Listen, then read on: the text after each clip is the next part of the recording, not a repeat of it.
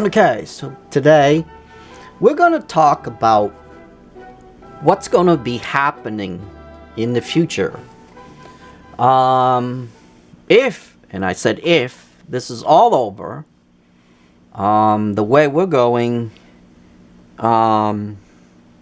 if the weather is actually good, then we might be able to get away with. But if that doesn't happen, and because of cold and hot, it's going to get through 2021, and then it's might be going to go further unless we stop this. Okay? And this, like I stated before, it's really hard to contain something like this. Not especially when it's man-made, and it's also, like I stated in 3 of my videos now, that we all contribute to this problem. And yes, I will link all 3 videos that I'm talking about in this video here, and it's on your right hand side, top right hand side corner, and there should be an eye there. Okay, now when this is all over, and I said when this is all over, this is what's going to happen. Okay, and yes, I know exactly what will happen after COVID-19, and I say if, because it might drag longer. Because like I said, you have to remember, the earth, one side is cold, one side is hot, one side is cold, one side is hot. Either we are in the winter, someone's in the summer. Someone's in the in the winter, we are in the summer. And that's what I'm talking about, one side or the other side, okay? Now, because of the things that people going to experience during this time, and because of that, and if they survived, and I said if they survived, those are the medium cases, I call them. You have to remember, the one that it's still infected, they're going to give the one to the lower ones, and you saw it's happening right now. But I am actually going to further than that.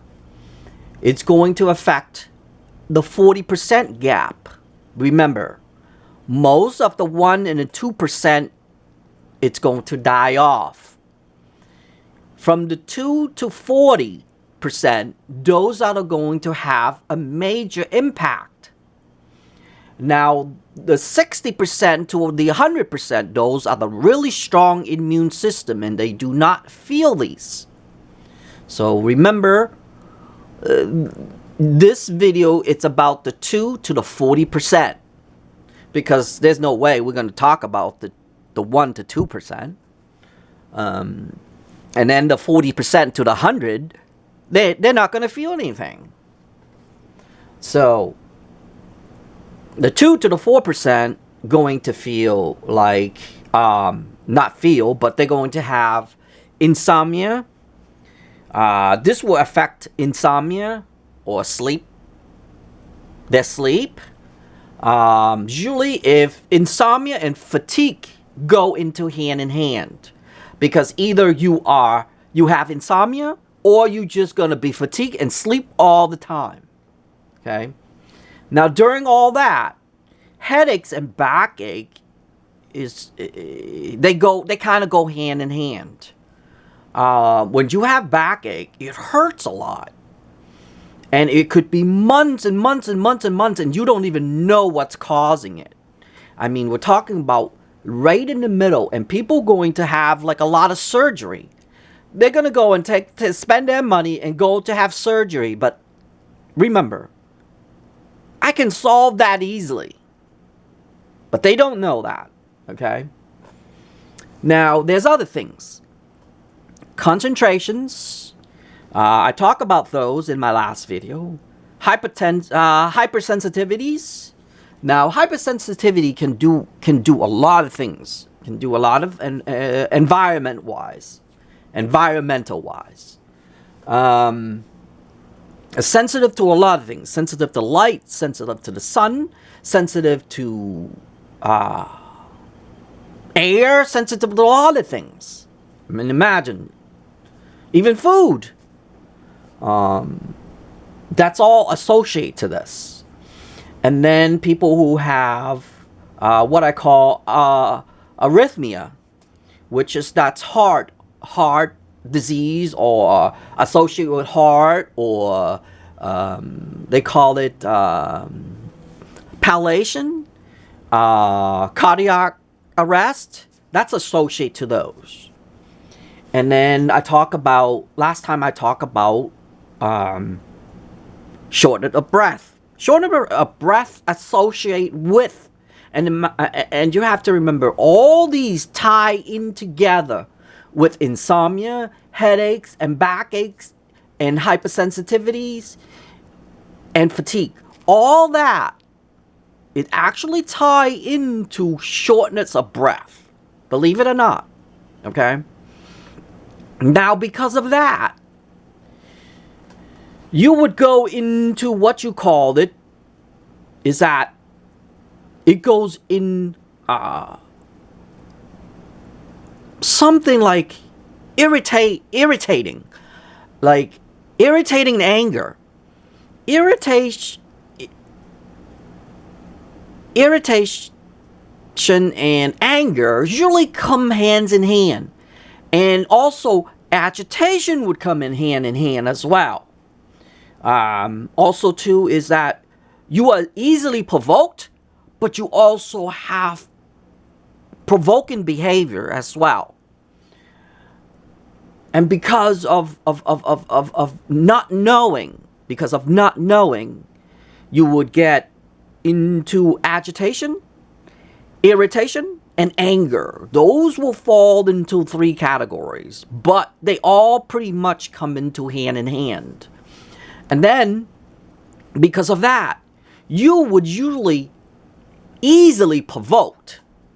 And I mean easily provoked, meaning you would get angry. Because then it falls into anger as well. You would get angry really fast. And because of all this, it created a chaos. And those are the steps that I see. And it's really hard to solve this unless you know what the problem is. But if you don't know what the problem is, then this cycles continue on and on and on and on and on. Like you would, for example, if you would go into like speaking to someone, and they could not understand you, you would turn into, you would get provoked easily. Because out of anger. And then you would get irritate easily. Or agitate. And it's like irritating and agitating goes in hand. And then during that time, anger would play back and forth with those. And then you feel like you're being provoked and you're provoking at the same time. And all this come to is that what I call, it turned into a chaos all the time. Even with the little tiny of conversation, you would get to fall into this because here it is. It comes to mental health. Because you are not strong enough. You are not strong enough to actually able to put all these puzzles together. Now, I was lucky, and I can say that I was lucky, because I was able to put all these puzzles together. I didn't fall into further than most people will. And I can tell you, the aftermath of COVID-19, and that's what this video is about. I call it the aftermath of COVID-19. There will be a lot of mental issues. But at the same time, you have to remember that mental issues, or mental health they call it, does not help with provoking or being provoked, or irritated, or irritations, or agitations, or agitated, and then angers and chaos, because that's what it boiled down to.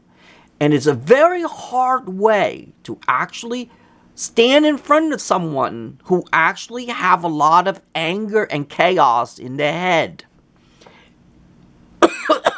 Sorry. Now, how do I know that? I know that because I experienced it. For years, I went through with, I was very easily provoked. I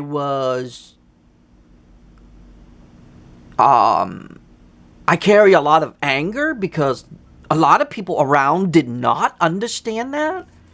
And then I get irritated really easily or agitated really easy. I am a lot better now. I make a lot of jokes to a lot of things now because I no longer have that. And I'm able to see all this stuff in people. But they don't know it. Please remember, they don't know it, because remember, the 80% that I talked about, or even 60% that I talk about, do not know that these are the steps that's after what I call the aftermath. Meaning, pretty much any kind of tragedy, for instance, like, let's say, war, or even PTSD. I mean, probably people will have this problem. Post-traumatic syndrome, that's what that is, okay? It will come into play. And it is all going to be, is that it's going to associate with mental health. And because they're not able to solve all this stuff, and they can't understand all this stuff, they would have a lot of problems. And this is what I see, and this is what I will see in the future. You will see a lot of these, because that's what aftermath is. And that's why it's very crucial to find this key. And in order to find, even if for the people who do not know what is causing all this stuff, because they do not know what's causing all this stuff, they aren't able to move from point A to point B. And that's what's going to happen. Because they aren't able to move from point A to point B, they're going to get stuck. And because they get stuck, like I said before, insomnia and sleep, and they called some kind of, sorry, I can't think of it on top of my head. I'll list it right here. And then headaches and backaches. Now, headaches and backaches comes in hand. And then hypersensitivity and concentration comes hands in hand. Really weird that you would think that hypersensitivity and concentration would, but they both actually would affect by that.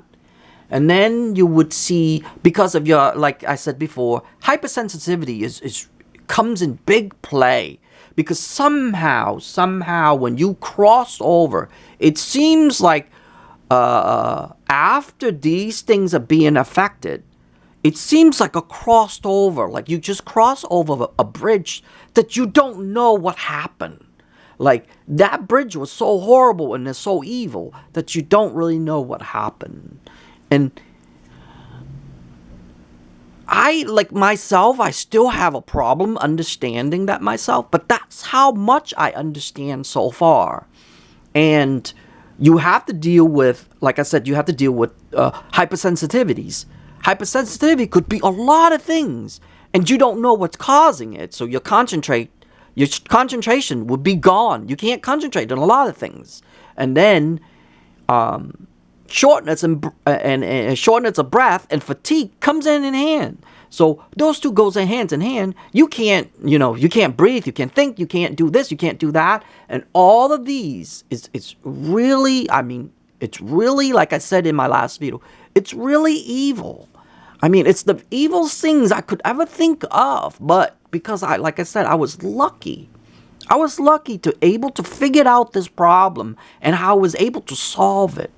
But the problem is that the people who cannot solve that, that's where you're going to deal with mental health. And the mental health is usually this. They are easily provoked. They are easily irritated. They are agitated all the time sometimes. And then angers and chaos will be coming quick, like a snap of the finger. Imagine. You're talking to someone and it just go boom. They snapped right away because the thing is they cannot stand it because they don't know what's hurting them. And because they don't know what's hurting them, that mystery becomes angers and chaos, and they would create chaos around them. Even though it's not their fault. You have to remember, it's not their fault. But these things that I described before, it comes to a big play for the aftermath. It's sort of like death. It's sort of like dealing with a death or dealing with like a big tragedy. That's what all these comes in. But here's the problem here. A big death does not have insomnia, headaches, backaches, hypersensitivity, and all that stuff. Death and tragedy, even big tragedy, does not have that involved. It does not have shortness of breath, or fatigues, or arrhythmia, or hypersensitivities, or concentrations, or backaches, and headaches all the times, and insomnia. Those does not come into play. So, dealing with death and dealing with a tragedy actually easier, and I said easier, than what people will dealing with this I call the aftermath. And that's what's going to happen during the aftermath.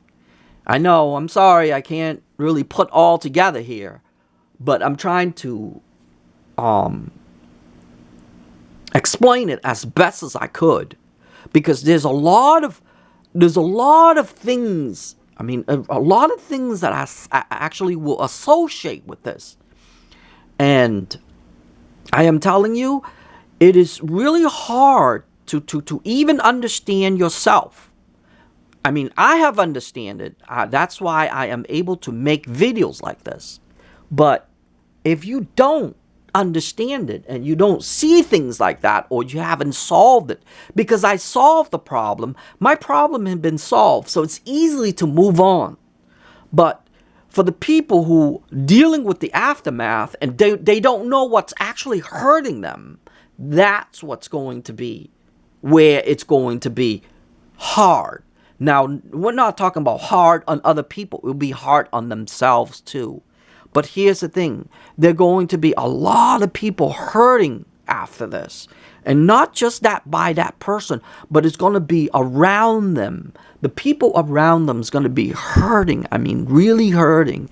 And I can tell you, relationships gonna break off.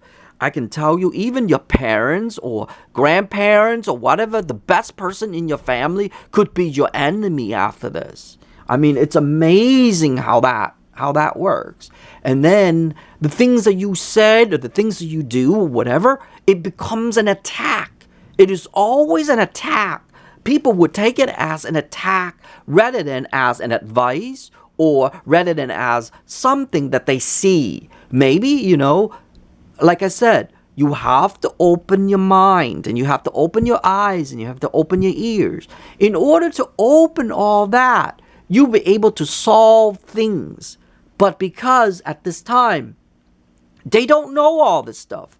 And that's where provoking, like easily provoked, or easily irritated, or agitated, or anger or whatever, because of that mental health has been set in. Doesn't matter what you do, it does not work. It's because they don't know what's hurting them. But in order to know what's hurting you, then you know how to solve it. But if you don't know what's hurting you, you won't be able to solve that. And then at that last stage, it becomes mental health. What they call it was mental health. And then either go to a shrink, or you're going to deal with this by yourself. Because then you have to remember, during the time of, if you got infected, you have to get isolated. And it created separation issue too. So then after that, and let's say if you don't have separation issue, you will start have that separation issue now, because you have to separate from people in order for you to heal. So that means you will have to back off a lot of people, so that way you can heal, because you cannot take all these things all at once. You know what I mean? So it is really hard. I mean, it's really hard to explain. I guess you have to, like they said, you have to be in the person's shoes in order to understand. And that's what the best I can come up with, to be honest. I mean, I don't know any other ways to explain that, because here's the thing. The thing is that when the person cross over that bridge, like I said, once that bridge is crossed, they might cut off that bridge too. You have to remember that. And when you cut off that bridge, you can't communicate to that person, or you can't even yell across the bridge to tell that person, hey, I'm over here. Because they went over to the other side, they decided to cut off the bridge. And once that happened, two people were stuck in each side of the bridge, and they won't know how to bridge that back together.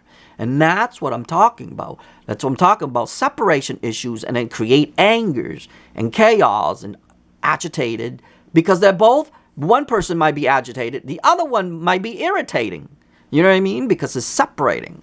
And that's what this does, this aftermath, I call it.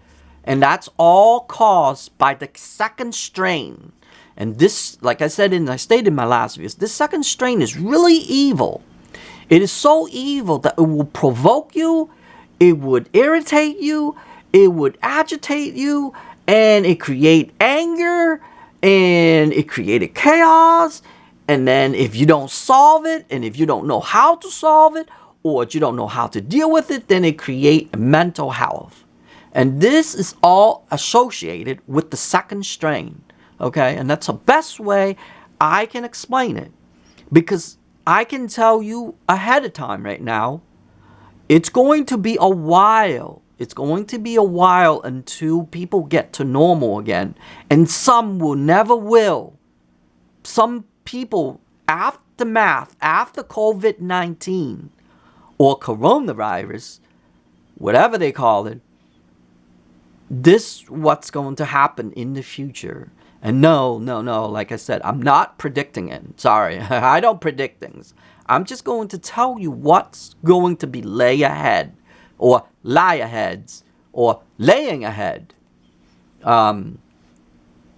Because it's going to be a tough road. And if I see that person and they come to me and they say certain things, I will understand that, because I went through it. I will understand that totally. Okay, what I have said in this video, I would understand this totally. But to a lot of people, they won't, because they have not experienced it. And I am telling you, be ready. Be ready for the aftermath. Because this aftermath is going to be worse than what we are dealing with right now. And it is a sad road. I'm telling you, it is a sad road. But it can be overcome. But in order to overcome, you have to find the answer. Okay? And that answer, I know the answer. Other than that, that's about it on this video. And I will see you in the next video.